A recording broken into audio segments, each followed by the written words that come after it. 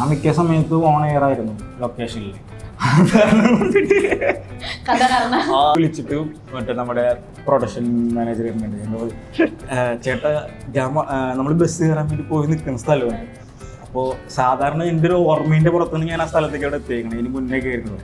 അപ്പോൾ അവിടെ എത്തിക്കഴിഞ്ഞപ്പോഴേക്കും അവിടെ അങ്ങനെ ഒരു സ്ഥാനത്തിലെ കാണാനില്ലെന്ന് ഞാൻ ആ ടെൻഷന്റെ പുറത്ത് പറഞ്ഞത്. ചേട്ടാ എങ്ങനെ ആ ബിൽഡിംഗ് പോലും കാണാനില്ല എന്ന് പറഞ്ഞു. ആ ബിൽഡിംഗ് അവിടെ കാണാനില്ല, ബിൽഡിംഗ് കാണാനില്ല. നീ ഇപ്പൊ എവിടെ? ജോൺ വിക്ക് കണ്ടിട്ടുണ്ട്, നോബഡി കണ്ടിട്ടുണ്ട്. അപ്പോൾ അതിൻ്റെ അകത്തൊക്കെ എങ്ങനെയാണ് ആ സാധനം ജോൺ വിക്ക് എന്ന് പറഞ്ഞാൽ ടോട്ടൽ മൂവി കിടക്കുന്നത് ഏത് അതിൻ്റെ ഫ്രണ്ട് എടുത്ത് നോക്കുകയാണെങ്കിൽ ഒരൊറ്റ പരിപാടിയുള്ളൂ, ചെറിയൊരു കാര്യം മാത്രമേ ഉള്ളൂ. പക്ഷെ അത് ഏതിൽ എവിടം വരെ എത്തിയിട്ടുണ്ടെന്നുള്ള കാര്യം നമുക്ക് ഇന്റർവ്യൂല് പറയുന്നുണ്ടായിരുന്നു ഇൻട്രോവേർട്ട് ആണെന്ന് തോന്നിയിട്ടുണ്ട് ഡയറക്ടർ. ആളധികം സംസാരിക്കാനുള്ള നിങ്ങളൊക്കെ ആയിട്ട് എനിക്ക് ആളുടെ അടുത്ത് ഏറ്റവും കൂടുതൽ കണക്ട് ആയെന്ന് വെച്ച് കഴിഞ്ഞാൽ ആള് വളരെ കുറച്ച് കാര്യങ്ങൾ സംസാരിക്കുള്ളൂ. അപ്പോൾ മൊത്തം അവിടെ നിൽക്കുന്ന ആൾക്കാർക്ക് ചിലപ്പോൾ മനസ്സിലായിട്ടുണ്ടാവില്ല. അപ്പൊ നമുക്ക് ഇങ്ങനെ ഇരിക്കുന്നതിന്റെ ഇടയിൽ ആളെന്തെങ്കിലും ഒരു കാര്യം പറയുമ്പോൾ നമ്മളിങ്ങനെ നോക്കും, പുള്ളിക്ക് അത് കണക്ട് അങ്ങനത്തെ ഒരു സാധനമൊക്കെ ഉണ്ടായിരുന്നു. പക്ഷെ എന്ന് വെച്ചാൽ എനിക്ക് ഏറ്റവും കൂടുതൽ കണക്ട് ആവാൻ കാരണം തോന്നിയിട്ടുണ്ടെന്ന് വെച്ച് കഴിഞ്ഞാൽ പുള്ളിക്ക് ഇതിനകത്തൊരു രാഷ്ട്രീയം ഉണ്ടായിരുന്നു, പുള്ളി പറയാൻ ഉദ്ദേശിച്ചിട്ടുള്ളത്. അതെങ്ങനെ മറ്റേ സ്പൂൺ ഫീഡ് ചെയ്തൊന്നുമല്ല തന്നേക്കണം. എടാ ഞാൻ ഇതാണ് ഉദ്ദേശിക്കുന്നത്, നമ്മൾ അങ്ങനെയൊന്നും ആയിരുന്നില്ല. നമുക്ക് മനസ്സിലായി എടുക്കുന്നതാണ് ഓരോരോ. ഇപ്പോൾ അങ്ങനെ നമുക്ക് മനസ്സിലാവില്ല എന്താണ് ഇവർ ഉദ്ദേശിക്കാൻ വേണ്ടി പോകണമെന്നൊക്കെ ഉള്ളതിൻ്റെ ഒരു തോട്ട് വരുന്ന സമയത്ത് ആൾ അതേപോലത്തെ രീതിയിൽ ഇതൊക്കെയുള്ള കുറേ കാര്യങ്ങളൊക്കെ പറയുന്നു എന്നൊക്കെ. അപ്പോഴും നമുക്ക് ഓക്കെ ശരി. അപ്പോൾ അങ്ങനെ ഒരു ആദ്യത്തെ സമയത്ത് എനിക്ക് തുടങ്ങിയ സമയത്തൊന്നും വലിയ എന്താ പറയുക, ചുമ്മാ വന്ന് ചെയ്ത് പോകാന്നുള്ളൊരു കാര്യം ഉണ്ടായിരുന്നു. പിന്നെ അതിൻ്റെ ഇടയിലൊരു ദിവസത്തിൽ വെച്ചിട്ടാണ് പുള്ളിയുടെ ആറ്റിറ്റ്യൂഡും കാര്യം കൃത്യം മനസ്സിലാവുന്നത്. എന്തിനാൾ ഈ പറഞ്ഞ പോലെ ഗില്ലാപ്പികളാക്കിയിട്ട് നമ്മളെ രണ്ടുപേരും ഇവിടെ വെക്കുന്നു എന്നുള്ള കാര്യത്തിനുള്ള റീസൺ നമുക്ക് അവിടെ നിന്ന് കിട്ടുന്നുണ്ടായിരുന്നു. അതെനിക്ക് നമുക്ക് പേഴ്സണലി കിട്ടിയേക്കണ കാര്യം. അപ്പോഴാണ് അതിന് ശേഷമാണ് എനിക്ക് കുറച്ചും കൂടി ഞാൻ സ്റ്റെപ്പ് അപ്പ് ചെയ്യണം അവിടെ. ഓക്കെ എനിക്ക് തന്നെ ആളുകളിപ്പോ ഉല്ലാസേണ്ണ ഞങ്ങളൊക്കെ ഇരിക്കുകയാണെങ്കിൽ ഈ സിനിമ കഥ ഒന്നല്ല, വീണ്ടും കഥകളും പരിപാടികളൊക്കെ സംസാരിച്ചിരിക്കും കൂടുതലും സിനിമ. പിന്നെ ആള് ഇങ്ങനെ ഒരു ആളും ഈ പറഞ്ഞ മാതിരി ഇങ്ങനെ വേറൊരാളെ കഥ കേൾക്കാൻ ഇങ്ങനെ ഇത് ചെയ്യുന്ന ആളാ. എനിക്ക് ഇഷ്ടമാണ്. ഞാൻ മിക്ക സമയത്തും ഓൺ എയർ ആയിരുന്നു ലൊക്കേഷനിൽ. അയ്യോ അതിങ്ങനെയൊക്കെ ആയിരുന്നുള്ളൂ. മറ്റേന്ന് പറയുന്നത് ഞാൻ മറ്റേ ചില ദിവസം ഒരു ദിവസം കൊണ്ട് എണീക്കാനൊക്കെ വൈകേണ്ടതുണ്ടായിരുന്നു.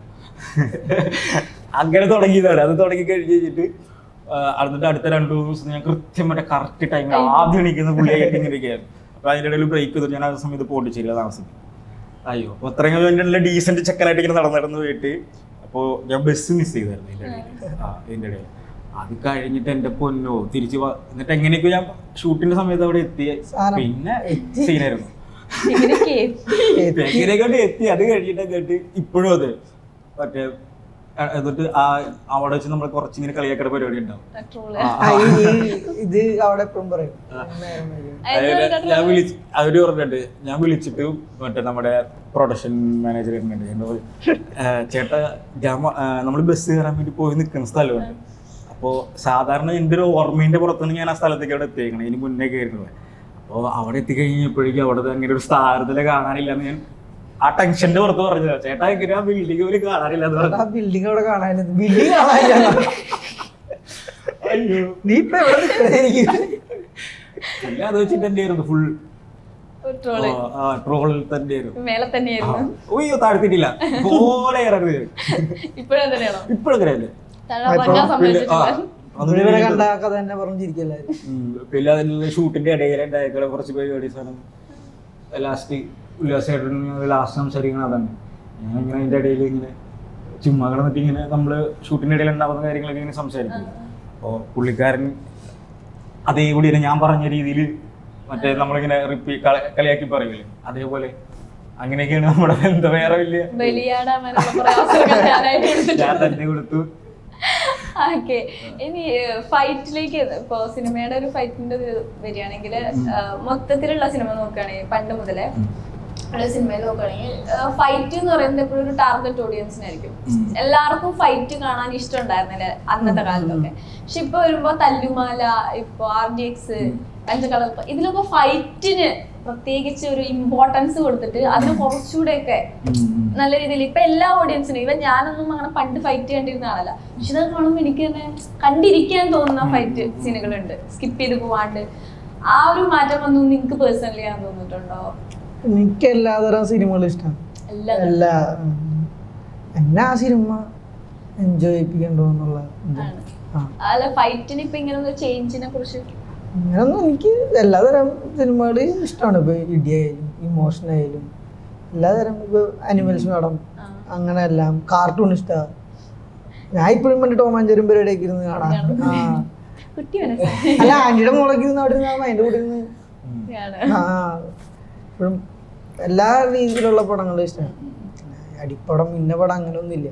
എല്ലാ പടം ഇപ്പൊ ഫൈറ്റിന്റെ കാര്യങ്ങളിൽ ഭയങ്കര ഗ്രോത്ത് വന്നിട്ടുണ്ട്. ഇപ്പൊ നമ്മൾ ഏത് രീതിയിൽ ഫൈറ്റ് സീനെ ഷൂട്ട് ചെയ്യുന്നു എന്നുള്ള കാര്യം, നേരത്തെ എന്നൊക്കെ പറയുമ്പോഴേക്കും നമ്മൾ ഒരു ടെംപ്ലേറ്റ് പരിപാടി ആയിരുന്നല്ലോ. ഓക്കെ, നമ്മൾ തുടങ്ങുന്നു 2 പാട്ട് ഇവിടെ, 2 ഫൈറ്റ് ഇവിടെ, നായകന്റെ ഇൻട്രോ, നായികയുടെ ഇൻട്രോ, ഫൈറ്റ്, ക്ലൈമാക്സ്, ഇങ്ങനത്തെ ഒരു സാധനത്തിലായിരുന്നു.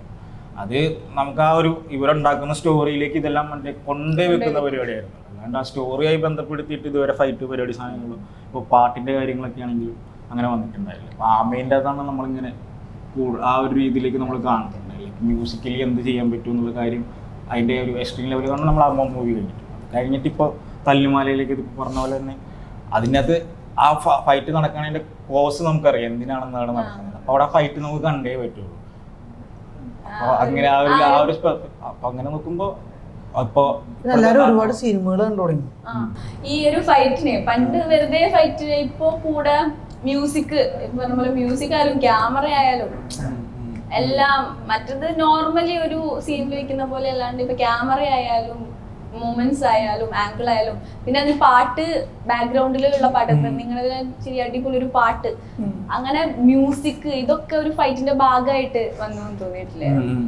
അത് ഇപ്പൊ ഇത് വെച്ച് കഴിഞ്ഞാൽ ഇപ്പൊ നമ്മള് എന്താ ആ ഒരു നേരത്തെ പറഞ്ഞ പഴയ ഒരു സെറ്റപ്പിൽ നിന്ന് നമ്മൾ മാറണം എന്നുള്ളത് നമുക്കിപ്പോ സിനിമകളിൽ നിന്ന് കാണുന്നില്ല. ഇപ്പൊ നമ്മൾ ജോൺ വിക്ക് കണ്ടിട്ടുണ്ട്, നോബഡി കണ്ടിട്ടുണ്ട്.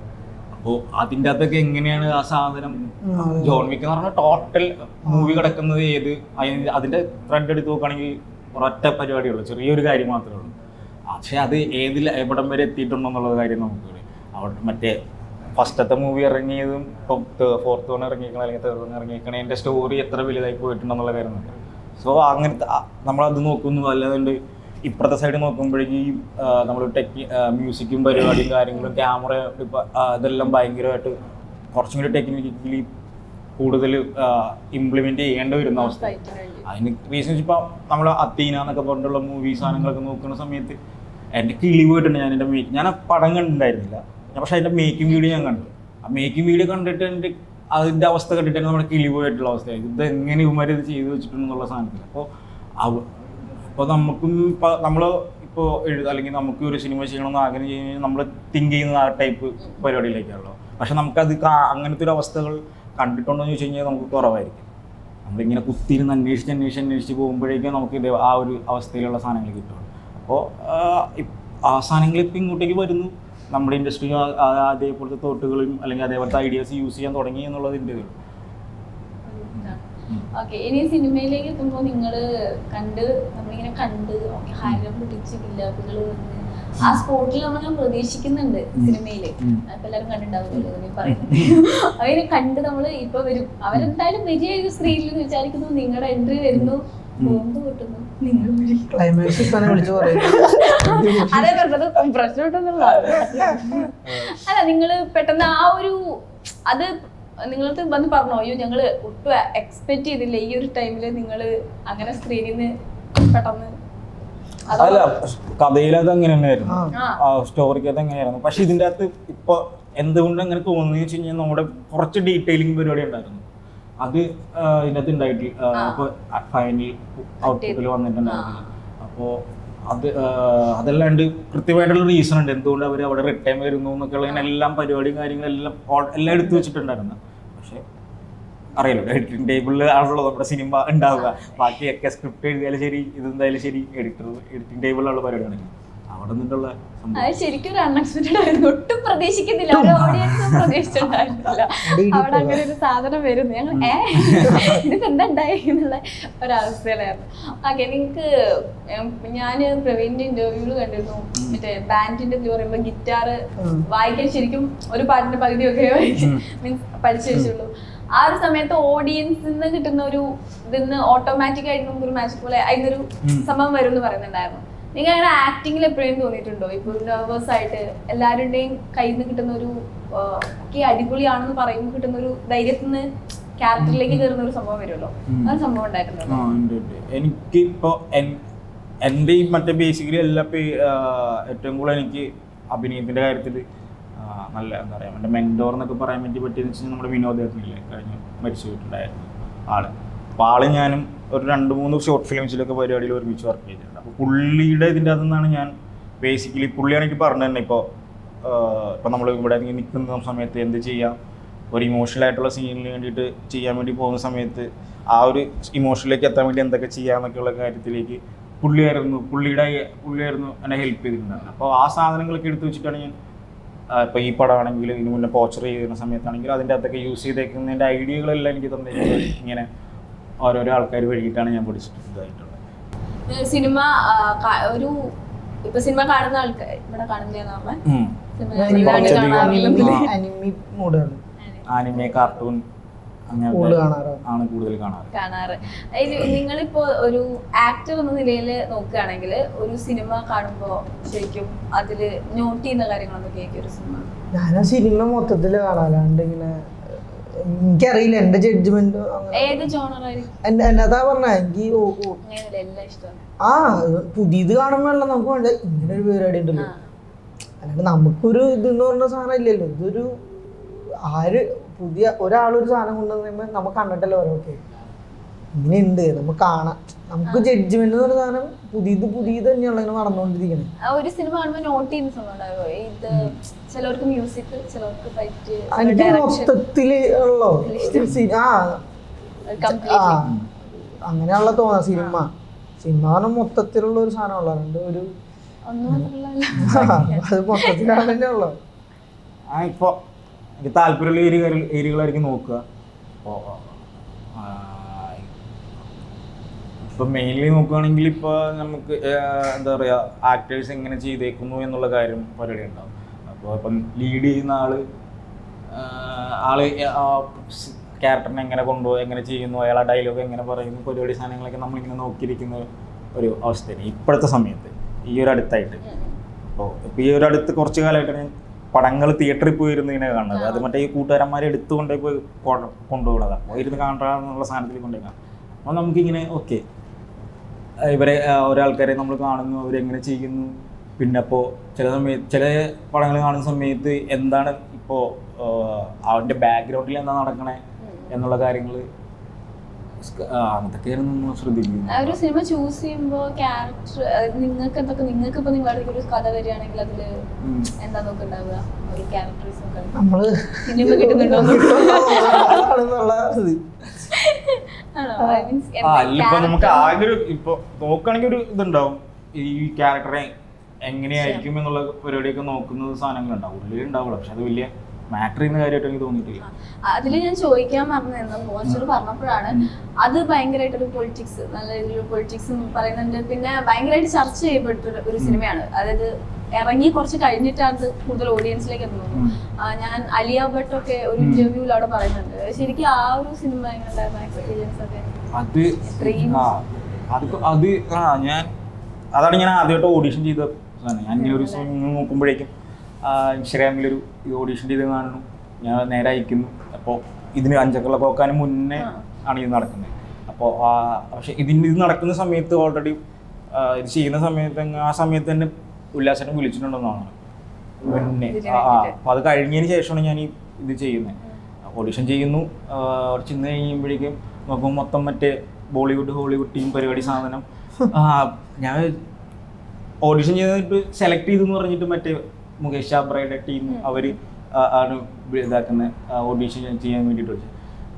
അപ്പോൾ ഞാൻ വിചാരിച്ചു ഓക്കെ കിട്ടാൻ പോകണമെന്നില്ല എന്നുള്ള സാധനത്തിലായി. ഇപ്പോൾ ഫസ്റ്റത്തെ ഓഡിഷൻ കഴിഞ്ഞു എന്ന് പറഞ്ഞു. അത് കഴിഞ്ഞിട്ട് രണ്ടാമത്തെ ഓഡിഷന് വേണ്ടിയിട്ട് അവർ തന്നു, അത് അയച്ചു കൊടുത്തു. പിന്നെ നോക്കുമ്പോഴേ അവർ പറഞ്ഞു നിങ്ങൾ സെലക്ട് ആയിട്ടുണ്ട്, ഇതായിട്ട് ബാക്കി മറ്റേ എഗ്രിമെൻറ്റും പരിപാടി സാധനങ്ങളൊക്കെ ഒപ്പിടൽ പരിപാടി അങ്ങനെ പോയി.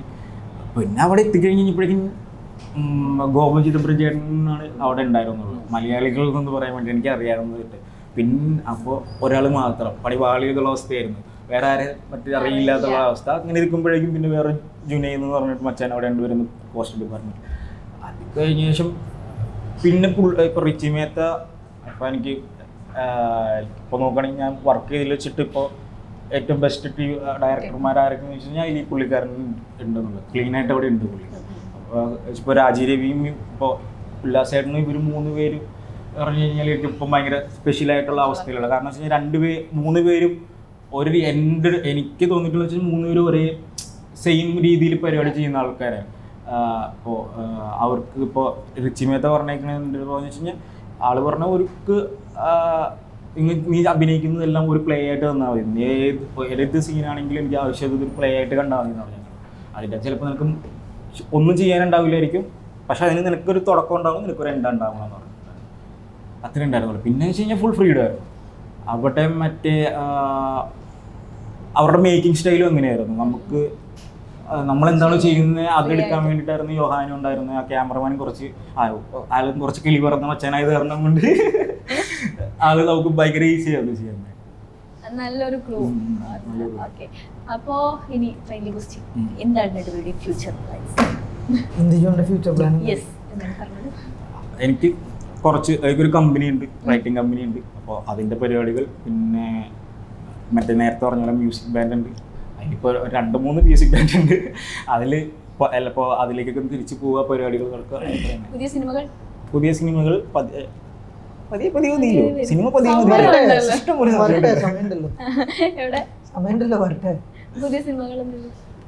സംസാരിക്കണോ? അപ്പൊ നമ്മളെ കുറെ സമയം കഴിഞ്ഞിരിക്കുകയാണ്. ഓക്കെ, അപ്പൊ ഇപ്പൊ ഈ ഒരു ഫിലിം സക്സസ് ആയ പോലെ തന്നെ നിങ്ങളുടെ വരുന്ന സിനിമകളൊക്കെ അടിപൊളിയാവട്ടെ, ഇന്റർവ്യൂ ചെയ്യണം, വീണ്ടും കാണാം. Thank you. ഓക്കെ.